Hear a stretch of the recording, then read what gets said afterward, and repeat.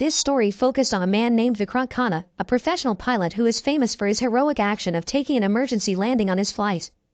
That day, he just arrived in Dubai and was about to head to his hotel.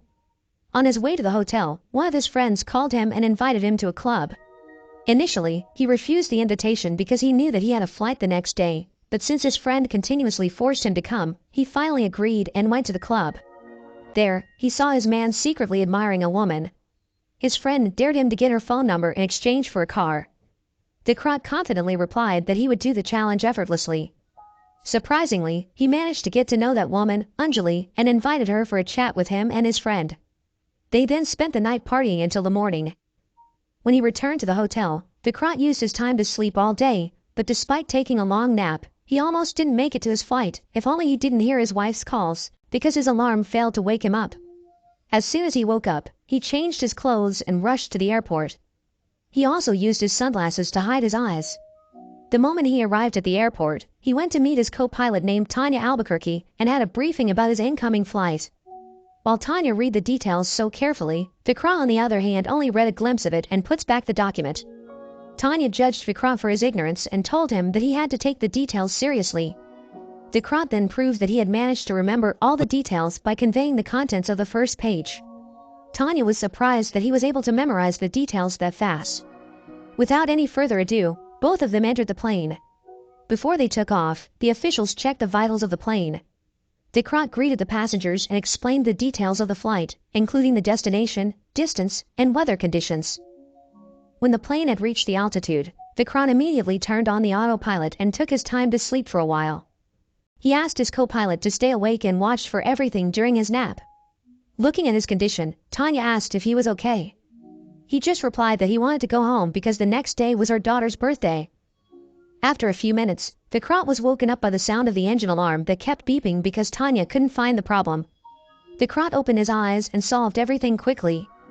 Vikrant then called one of the flight attendants and told her to bring him a cup of black coffee and a slice of cake. Before she left, Vikrant whispered the name of a medicine, which is Dispirin, a type of aspirin. When the flight attendant returned, Vikrant immediately took his coffee and went to the toilet.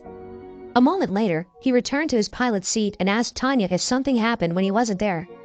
Tanya replied with nothing and they had a small talk after that. During the flight, the rain started pouring down heavily, followed by lightning and thunder. Vikrant asked Tanya for the plane details. Tanya replied that the plane still had 4,800 kilograms of fuel and would take around 45 minutes before they arrived in Cochin. At the same time, one of the staff of the Air Traffic Control or ATC in Cochin was seen forcing himself to work despite his health condition. Tanya contacted Cochin's ATC for permission to land and the ATC granted that. Some moments later, Tanya once again asked the ATC in Cochin about the weather condition on the runway and whether they were safe to land or not. The ATC then confirmed that the visibility on the runway was low due to heavy rain and landing was not permitted. Tanya asked Vikrant whether to continue the flight or to approach the landing runway because they were low on fuel. Vikrant replied to continue to land despite the low visibility.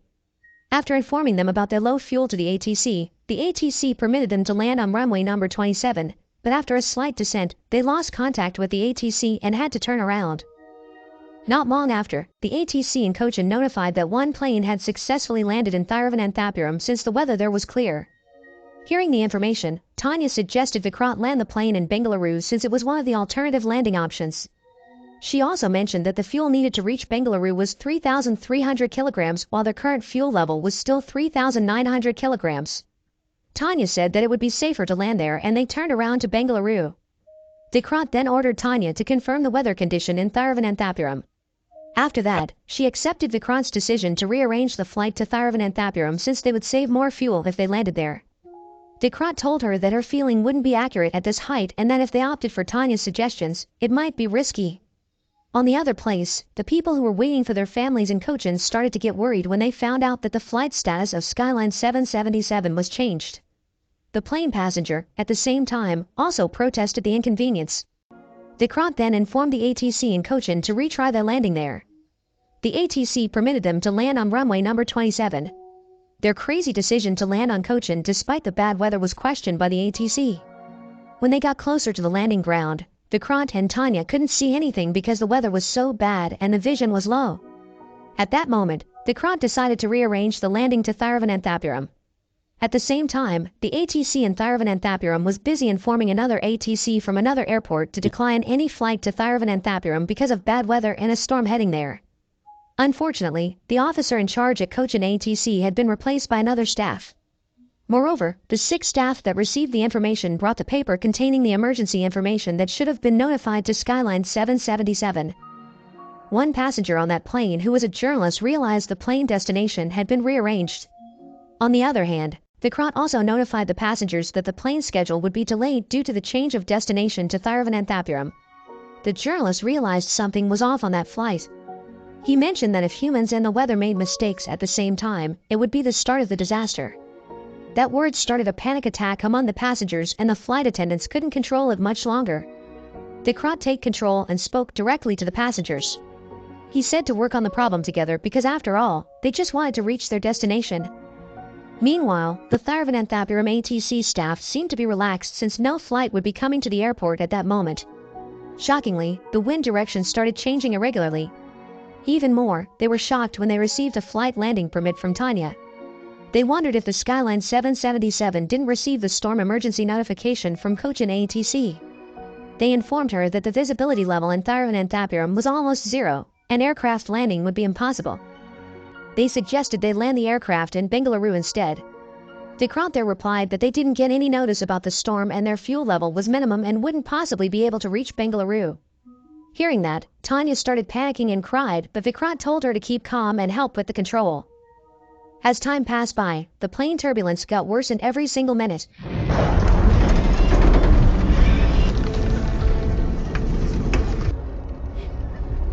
Great mind.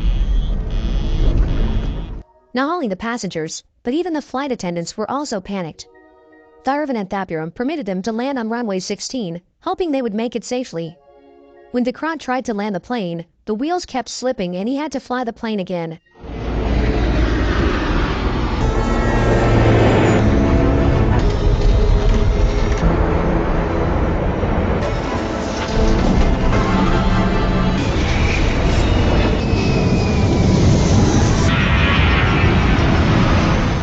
Amid the flight, Vikrant hallucinated about her wife and daughter celebrating his daughter's birthday with the other passengers in the cabin. He regained his sense when Tanya shook his body. Vikrant then told Thiruvananthapuram ATC that they would attempt another landing, but despite the ATC's recommendation to land on runway 16, Vikrant refused and decided to land on runway 34. The ATC thought that Vikrant had lost his senses because the wind direction on runway 34 was not safe for landing. They estimated that the plane's tail would be torn off. Everyone including Tanya thought that they wouldn't survive that. Vikrant sent a mayday signal to signal danger. The plane had almost run out of fuel and they had to land no matter what. Vikrant reminded the passenger to prepare for impact upon landing. He closed his eyes and remained calm. He focused and concentrated to land the plane as smoothly as possible.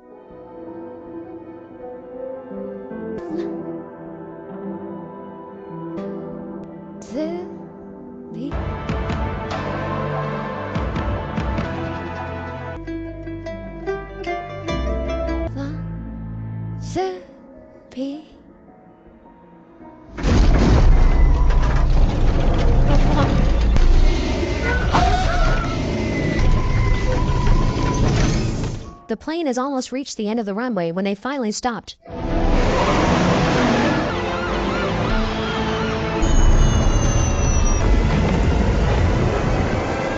Vikrant had managed to land the plane safely during such extreme weather. The airport officials started evacuating the passengers while Vikrant was still deep in thought about what he had been through. Vikrant's wife on the other side had been waiting for her husband's news.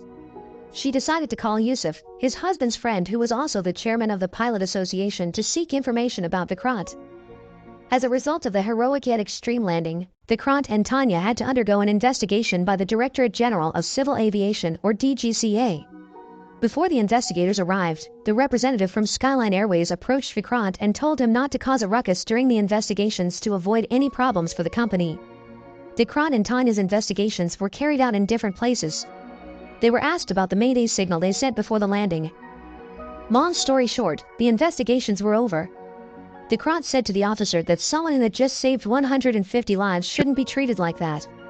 The officer then said that he saved 149 lives, not 150. one of his passengers, an old woman, had a heart attack during the flight. She was on her way to the hospital. The result of the investigations was then sent to Narayan Vedant, the head of the Aircraft Accident Investigation Bureau or AAIB. Vikrant was now shrouded in guilt after hearing that one of his passengers died on his flight. Yusuf come and told him that it was not his fault that the lady died. Vikrant denied that, as a pilot, he was a courier who had the responsibility to take care of his passengers and delivered them safely to their destination. Not long after, Vikrant got a phone call from the daughter of the deceased passenger. On that call, she told Vikrant that he was nothing but a murderer. Vikrant got more engulfed by the guilt, he couldn't even look the media in the eyes. Narayan and his team on the other hand were busy carrying out their investigation. They listened to the plane's black box recording and gathered some suspicious things to collect any evidence about the accident. On his daughter's birthday, Vikrant received a letter for investigations from the AAIB that would be conducted the following week. Narayan called him to prepare for the investigation. Vikrant calmly replied that he had nothing to prepare for. He said that only someone who did something that had to prepare for such a thing. On the other hand, the director of Skyline Airways was happy as his company's stock price had been increasing since Vikrant's heroic landing incident. When he heard that Narayan himself would investigate Vikrant's case, his facial expression suddenly changed. He then held a meeting to anticipate any questions asked by Narayan. Meanwhile, Narayan had done some in-depth and detailed investigation to find solid evidence to accuse Vikrant. Vikrant summoned the ATC staff on duty on that night of the incident to his office. He had been asking for the communication record from the Skyline 777 to the ATC for 4 days and still had no answers since then. The coach and ATC staff explained that the report would be rewritten every 12 hours. From their conversation, Narayan didn't seem to seek for the report about the recording but to hear the recording itself. The staff replied that handing over the report would just be fine since the report was rewritten every 12 hours to ensure there were no errors in it. On the night, Skyline Airways director held a meeting with the representatives of Queen's Airlines.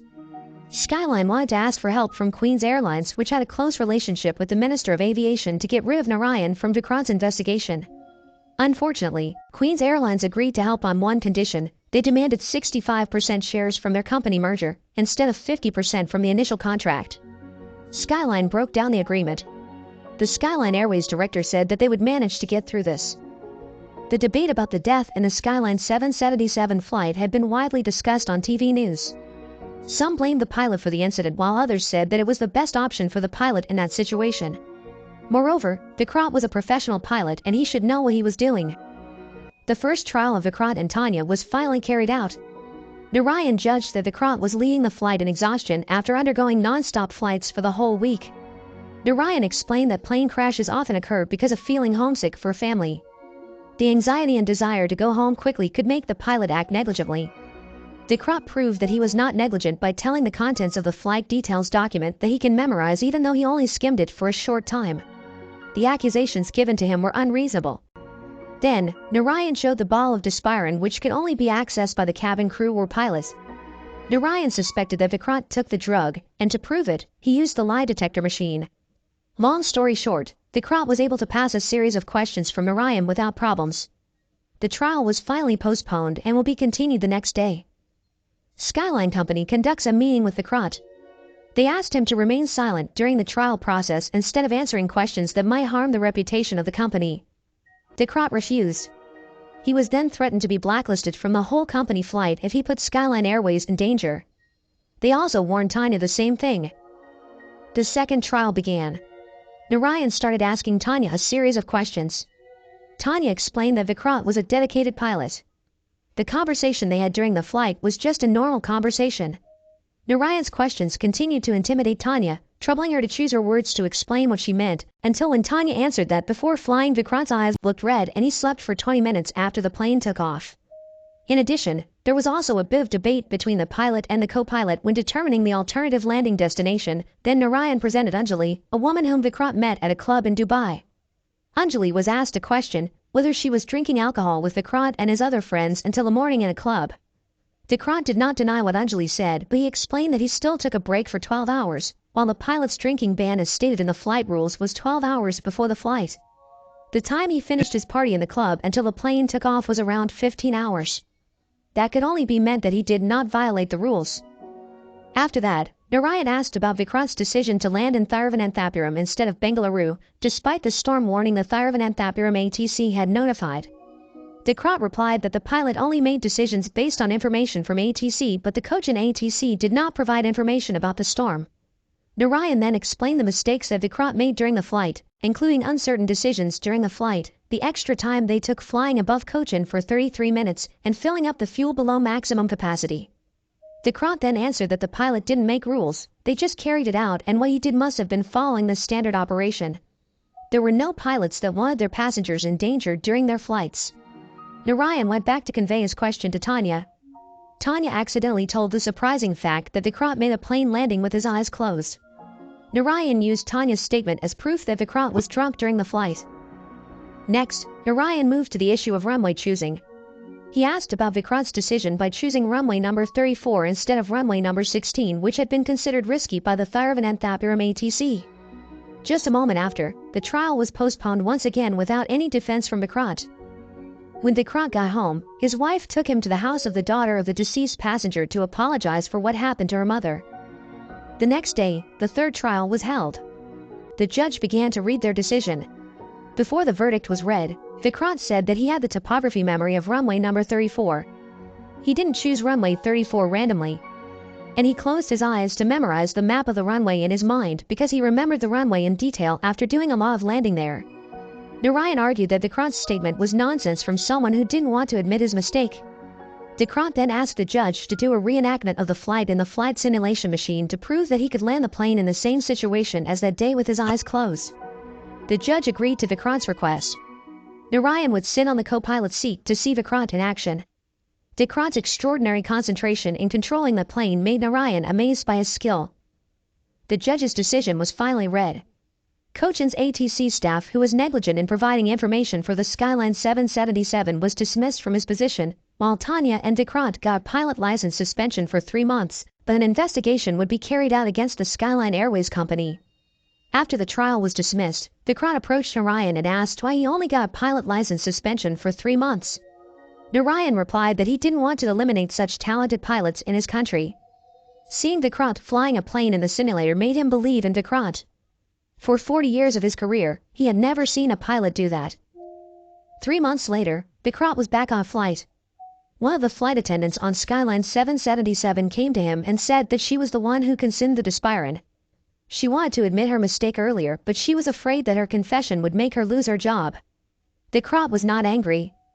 He knew why the flight attendant chose to do that.